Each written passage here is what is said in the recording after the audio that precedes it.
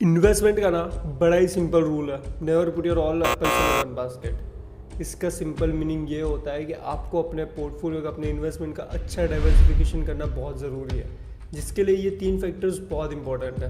पहला आ गया आपका रिस्क कैपेसिटी, दूसरा लिक्विडिटी ऑफ योर फंड्स, और तीसरा in the main thing is tenure of your investment. आपका एज फैक्टर इसमें बहुत मैटर करेगा। इस वीडियो में मैं आपको इन्वेस्टमेंट के ऐसे टॉप 5 सेफ ऑप्शंस दिखाने वाला हूँ जो कहीं ना कहीं आपके पोर्टफोलियो में फिट हो सकता है। सभी ऑप्शंस को अपने पोर्टफोलियो में डालना can not be a right choice. इसके लिए अच्छा डाइवर्सिफिकेशन होना ज़रूरी है, और मैं आपको वीडियो के एंड में एक ऐसी बोनस टिप दूंगा जिसके आप आइडेंटिफाई कर पाएंगे कि कौन सा ऑप्शन आपके पोर्टफोलियो के लिए सूटेबल है। सेफ इन्वेस्टमेंट ऑप्शंस, तो सबसे पहले तो इसकी डेफिनेशन को समझता है। तो सेफ का मतलब ये होता है कि जो तीन फैक्टर्स मैंने बताया, कहीं ना कहीं उन फैक्टर्स में से आपको किसी एक फैक्टर्स में कॉम्प्रोमाइज़ करना पड़ सकता है। फॉर एन एग्जाम्पल, अगर जहाँ पे आपका कैपिटल एकदम सेफ है, आपको फिक्स रिटर्न ऑफ 7 to 10% मिल रहा है, वहाँ पर आपकी लिक्विडिटी और टेन्योर कहीं ना कहीं कॉम्प्रोमाइज़ होगा। There will be a certain kind of a lock in period, जिसके लिए आपको for XYZ amount of years तक आपके पैसे को इन्वेस्टेड रखना ही पड़ेगा। That is one thing.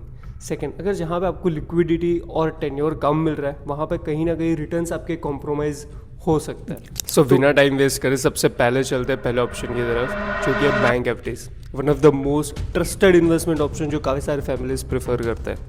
इसमें सिर्फ दिक्कत यह है कि आपको 7 to 8% तक का मैक्सिमम रिटर्न देखने को मिलेगा, और कहीं ना कहीं इसमें लिक्विडिटी और टेन्योर भी कॉम्प्रोमाइज़ रहेंगे।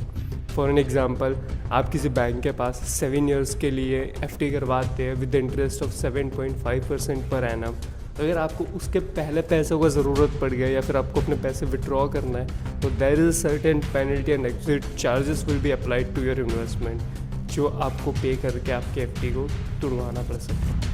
वीडियो को पूरा एंड तक देखना, बिकॉज बैंक FD इतना बुरा ऑप्शन नहीं है, बट ये किन कैटेगरी के लोगों के लिए one of the best option हो सकता है वो मैं आपको वीडियो में आगे जाके समझाऊंगा।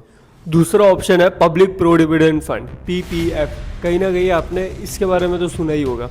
इसमें होता ये है कि आपको अपना पैसा जो है 15 ईयर्स तक फिक्स लॉक इन रखना पड़ सकता है। बदले में आपको रिटर्न्स FD से थोड़े बहुत हायर मिल जाएंगे, 7 to 8-9-10% तक भी चले जा सकते हैं। इसमें दिक्कत बस यही है कि 15 ईयर्स का लॉक इन पीरियड जो है वो हर किसी कैटेगरी के लोगों के लिए सूटेबल ऑप्शन नहीं हो सकता है, जहाँ पे आपका एज फैक्टर बहुत मैटर करता है।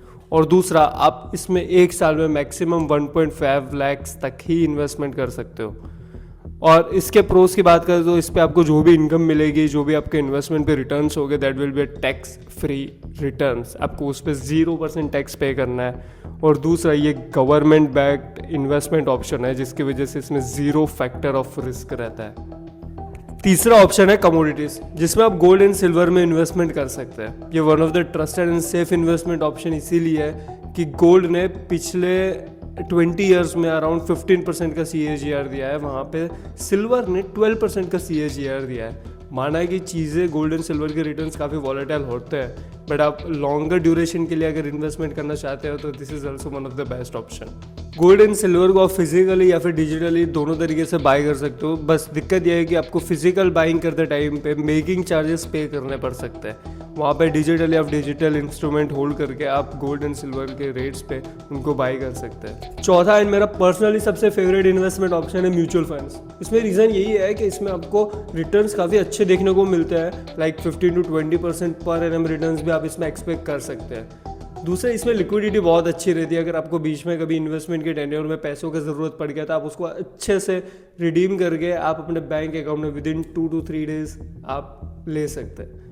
तीसरा और मेन फैक्टर हो गया, इसमें माना है कि टेन्योरिटी बहुत इन्वॉल्व करता है, but there are certain funds कि जिसमें आप लो टेन्योर्स में भी अच्छा खासा रिटर्न जनरेट कर सकते हैं। म्यूचुअल फंड्स में इन्वेस्ट करने के लिए ना आपको म्यूचुअल फंड्स की कैटेगरीज का नॉलेज होना बहुत ज़रूरी है, जो कि मेरा नेक्स्ट वीडियो इसी बेस पे होने वाला है regarding in depth knowledge of mutual funds. कौन सी कैटेगरी आपके लिए बेस्ट है, उसके लिए मेरा नेक्स्ट वीडियो ज़रूर देखिएगा। पांचवा ऑप्शन जो है वो कई मामले में थोड़ा रिस्कियर है, बट मैं इसको अपने पोर्टफोलियो में इंक्लूड करना ज़रूर चाहूँगा। वो निफ्टी 50 के टॉप 50 स्टॉक्स में से क्वालिटी स्टॉक से लेकर के हर महीने क्वार्टरली या फिर ईयरली एक ना एक स्टॉक खरीद के अपने पोर्टफोलियो में ऐड करना ज़रूर चाहूँगा। इसका रीज़न ये है कि जैसे आप ईयर ऑन ईयर बेसिस पे देखोगे, इंडिया की जो टॉप कंपनीज़ है जो कि निफ्टी टॉप 50 में काफ़ी सारे AUM होल्ड करती है, उन्होंने ईयर ऑन ईयर बेसिस पे अच्छे रिटर्न जनरेट करके दिए हैं। कहीं ना कहीं जब आप अपना इन्वेस्टमेंट सेफर साइड पे डाइवर्सिफाइड कर रहे हो तो ऐसे थोड़ा बहुत आपको 10% या फिर 5% जितना इन्वेस्टमेंट इक्विटी में भी रखना बहुत ज़रूरी है, तभी आपका पैसा अच्छे से ग्रो करेगा। 10% से ज़्यादा भी आप इन्वेस्टमेंट कर सकते हो स्टॉक्स में, but that is also with the right guidance and a perfect knowledge. मेरी पिछली वीडियो ज़रूर देखना अगर आपने नहीं देखी है। Don't trap in a trading options. अब बात करते हैं बोनस टिप की। ये 5 ऑप्शंस जो मैंने बताए उनमें से आपके लिए कौन सा ऑप्शन बेस्ट है वो आइडेंटिफाई करना बहुत ज़रूरी है।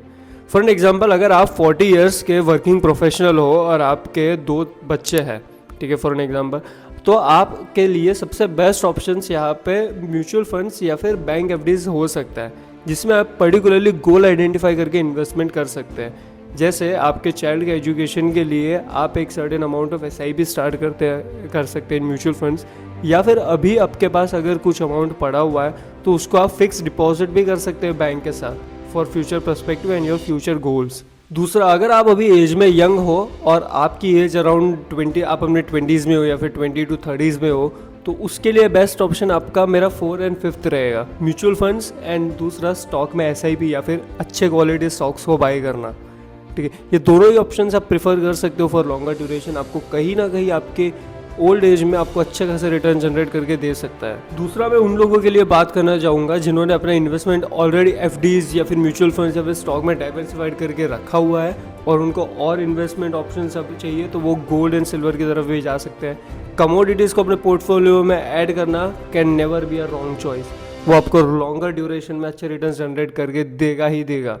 तो आज की वीडियो में इतना ही। नेक्स्ट वीडियो में डिस्कस करते हैं in depth categories of mutual funds. Mutual funds की कैटेगरीज क्या है, उनमें से इन्वेस्टमेंट कैसे करना है, म्यूचुअल फंड्स होता क्या है, वो आप नेक्स्ट वीडियो मेरी देखना, उसमें आप मैं अच्छे से आपको एक पॉइंटर वाइज ब्रीफिंग दूंगा। So thank you so much for watching this video and don't forget to like, share and subscribe my channel for such kind of educational videos. Okay, disclaimer, this is just an educational video, it's not a tip on your investment. Okay, आप अपने investment को कैसे diversified करना है, आपका risk profiling कैसे करना है, उसके लिए अपने फाइनेंशियल एडवाइज़र का या फिर सेबी रजिस्टर्ड फाइनेंशियल एडवाइज़र का सपोर्ट लीजिए। That will be the best option.